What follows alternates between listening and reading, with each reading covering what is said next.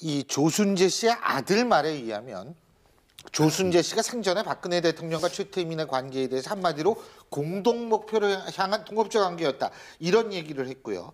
결국 이 얘기는 뭐냐면 최태민에서 임순희, 임순희에서 최순실까지 이게 결국 대를 이었다. 이런 얘기거든요. 어떻게 이거는 보십니까? 굉장히 무서운 얘기예요. 사실은. 예. 주머니 돈이 쌈짓돈이라면 예. 공동 지갑이라면 예. 즉 말하면 이제 바꿔서 얘기하면 내려온 최태민에서부터 내려온 돈이 최순실이한테 지금 전달됐고 그 돈이 박근혜 대통령하고 공유하고 있다면 이거는 뇌물죄를 형성하는 데 있어서 뭐 따질 것도 없죠. 제3자 뇌물죄니 뭐 이런 거 따질 필요도 없죠. 근데 이제 문제는요.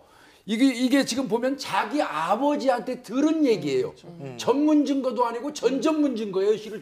이를테면 그렇다면 이거는 설명이 아주 합리적이고 그 다음에 어떤 근거가 하다못해 사진이라든지 뭐 어떤 그 뒷받침하는 근거가 있지 않으면 사실은 인정하기 어렵거든요. 그러니까 동업자라는 게 뭡니까? 서로 돕는 관계라거든요.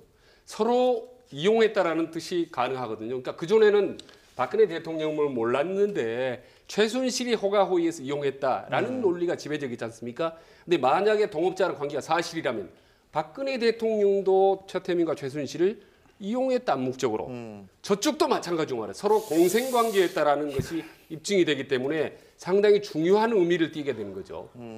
그런데 어쨌든 결국 최순실의 재산은 올라가면은 박정희 대통령하고 그렇죠. 이게 연결이 된다 이 얘기 아니에요. 간단히 얘기한다면. 근데 그걸 어떻게 입증하세요? 그렇죠. 지금 말의 의미는 사실 있다고 봐야 되고 예. 사실 조순재 씨는 사망했기 예. 때문에 그 녹음을 해두진 않았어요. 아들이 아버지 얘기하는 거 보면 공동체다. 예. 녹음해두면 참 좋은데 그게 아닌 이상은 지금 김복준 의원 말씀대로 어떤 정확한 증거를 들이밀어야 되는데 예. 그래야지만 이 특검도 조사가 가능한데 일단은 뭔가 큰 그림은 그렸지만 세세하게 들어가기는 사실 좀 쉽진 않은 그런 상황이다 보입니다. 2007년 대선 후보 경선 당시에는 모른다 그랬죠. 박근혜 대통령이 조순재 씨를. 그러니까 박근혜 후보가 조순재 씨를 모른다 그래서 조순재 씨가 이제 거기에 분노해서 그렇죠. 그 이명박 후보 쪽에 와서 이제 얘기를 자세하게 하게 된 거죠. 검증팀이 있어서 그 검증팀과 관련돼서 그 당시에 이제 정두원 의원이 전 의원이 아주 중요한 역할을 했기 때문에 정두원 의원 얘기로는 조순재 씨 녹취록이 있다고 그러더라고요. 그러니까 녹음 원본이 있는지는 알 수가 없는데요.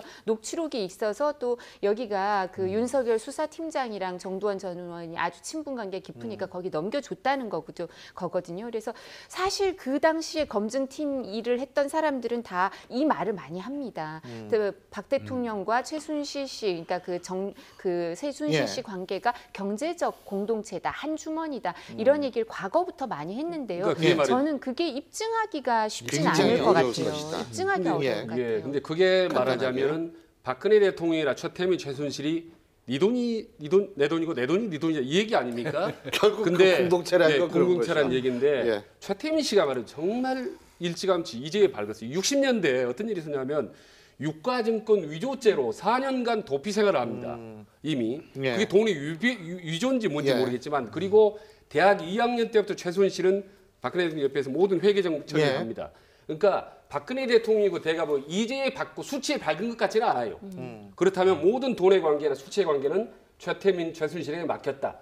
그런 점에 서로 적절한 역할 분담과 돈에 관한 철저한 공생관계가 지금까지 이어졌다. 이렇게 유추해서 가능한 거죠. 어쨌든 이두하 변호사께서 말씀하신 대로 특검에서 나름대로 또 녹취가 있다면 그거는 특검에서 또 이 부분을 좀 들여다보지 않을 수 없죠. 뇌물죄에 관계된 문제니까 저희가 좀 더 지켜봐야 될 것 같고요.